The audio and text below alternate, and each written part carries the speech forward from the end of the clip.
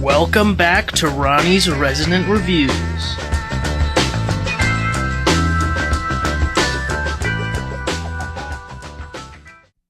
Today we're going through the decades in movies. I got 4 movies and 2 directors to talk about. Starting in the 70s with Wes Craven's cult classic, The Hills Have Eyes from 1977. And I liked it. This may be because I've only seen so many movies from this decade at all, but I couldn't help but be reminded of other from this era. I thought of Texas Chainsaw Massacre and Deliverance, with this being a 70s horror movie about a gang of sadistic hillbillies. The thing that make those 2 movies really stand out to me weren't done quite as well in this movie. In Deliverance, the story is compelling due to the main cast of characters' conflicting morals and personality in the face of this danger. And I didn't really care about the main cast in this movie at all. The 2 blonde kids were pretty bad at acting, especially the dude playing Bobby, and while the old folks were entertaining and the mustache man was pretty incredible, none of them had any personality, except for Beast the dog, genuinely the best character in the movie aside from the mountain people.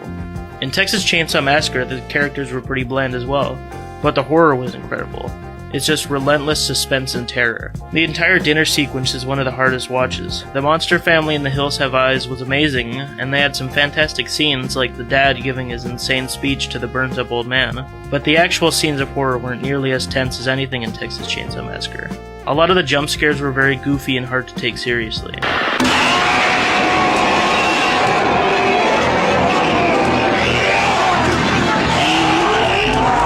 What the hell is this? Still pretty good, but a little underwhelming in a few ways. Also, this movie had one of the worst endings I've seen in a long time. Doug, the mustache man I mentioned earlier, stones one of the main hillbillies to death off screen, and then he pulls the stone up and the movie abruptly cuts to red and it just sort of ends. So, 6 out of 10. They wanted to see something different, but something different saw them first. The Hills Have Eyes. Next up is Swamp Thing, released 5 years later in 1982. One of Wes Craven's lesser-known movies, this is a comic adaptation of Marvel's Swamp Thing. And it was pretty bad. But bad movies are still sometimes good. Morbius and Madam Web in recent years have been memed on for being so bad, but as movies, they aren't even enjoyably bad for me. However, something like Night Swimmer is very funny to watch for me. An underrated so bad is good movie that came out last year. And I'm happy to say, Swamp Thing lands in the latter category.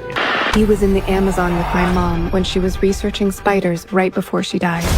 It's poorly executed sci-fi. The plot is basically that there's a government science outpost in the swamp and they're working on magic green goo formulas to make plants grow faster and change their properties and stuff. And in this jungle, there's also a team of bad guys who kill people and stuff, and they're mean. And then once they finally crack the code on the goo formula, the people running the science outpost reveal that they're working for the evil killer gang.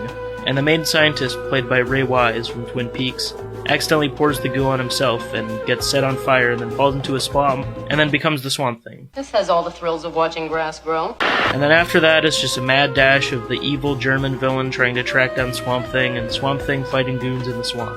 There's no interesting characters, and even as non-characters, they aren't used as vessels for substantial moral dilemmas or interesting concepts, as all great sci-fi pieces convey. All this is just a big dumb monster rumbling around in the jungle, intercut with hilariously bad scene transitions and bad acting / dialogue, and dialogue mixing. It's just a huge mess, and I absolutely loved it. What do you want? Watermelons the size of weather balloons? Or tomatoes that'll fetch a stick? It was an amazing watching experience with my dad and brother. We had a lot of fun picking apart all the wacky, dumb plot points and terrible editing. I will say some of the prosthetics and costumes were pretty fun and decently impressive, but that doesn't make this a good movie. It's a fun movie, but it's still bad. Also, it's crazy that this movie is rated PG. There's 2 scenes with unneeded 80s nudity and several scenes with guns and violence, including one where Swamp Thing crushes a man's head to kill him. But yeah, that's the movie. 5 out of 10. I would probably give this a more fair rating, like a 3 or a 4, if I was watching this alone, but it really has that so bad it's good quality. Government agents, scientists, soldiers, master criminals, secret formulas, monsters, and midgets. None of them belong in this swamp. Only one thing does. The Swamp Thing. On to the next director, Quentin Tarantino, 10 years later with his debut, Reservoir Dogs in 1992. This is the only movie that I've already seen for my picks today, and I've always been a huge fan of it. One of his best in my opinion. It revolves around a gang of crooks who plan and execute a botched robbery for jewels. But the movie isn't really about the robbery scene at all. We only really see the drama that surrounds the event.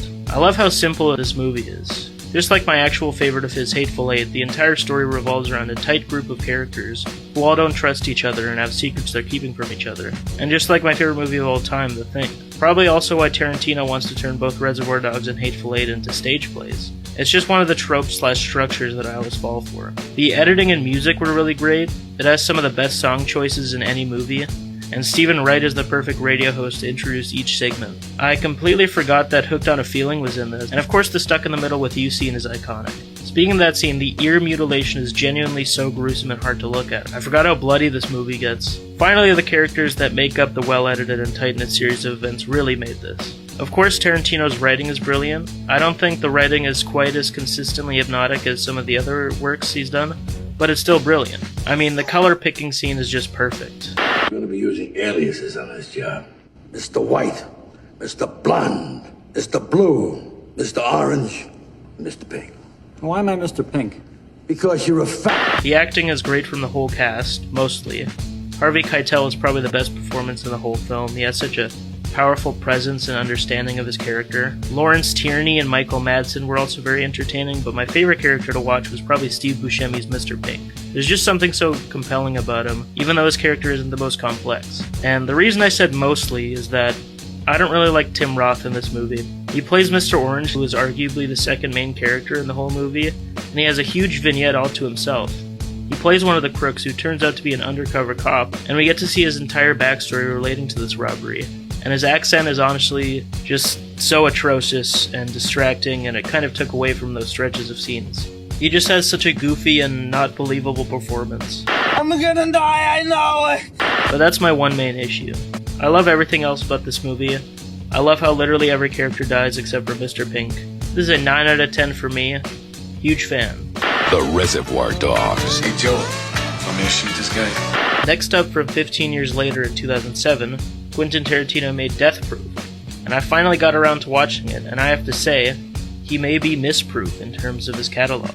This movie is split into two parts, both revolving around a group of girls who are stalked by Stuntman Mike, played by Kurt Russell, who has a powerful muscle car that he uses as his murder tool. And I loved it. Basically just Tarantino working his screenwriting and stylistic charm in an entirely new world and structure. I really loved the dialogue and most of the character writing. I think sometimes the women's lines felt obviously written by a man, which of course they were. Also, he seriously just can't control his goddamn foot fetish. Since this has the highest concentration of female characters, he really went off the rails with the foot stuff in this movie.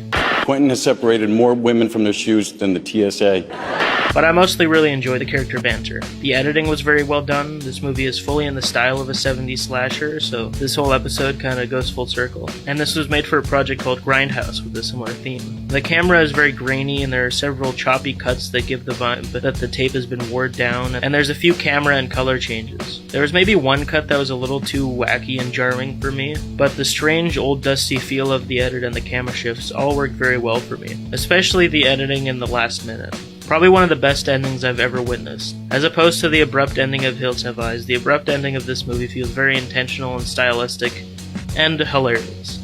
Also, the music choices and music editing were really perfect for the era and style he was drawing inspiration from. The long, windy silences were so perfect for the 70s slasher homage, and it made the few needle drops hit so much harder. Particularly the music at the last chase scene and the music during Pam's scene.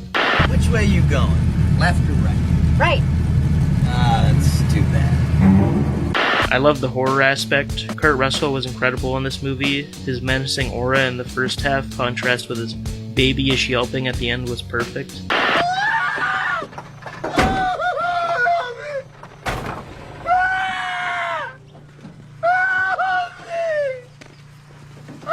And all the gore and kills, although there isn't much, were pretty great and fun. I really love this movie. Underrated. I would give it an 8 out of 10. Quentin Tarantino's Death Proof. This car is 100% death proof.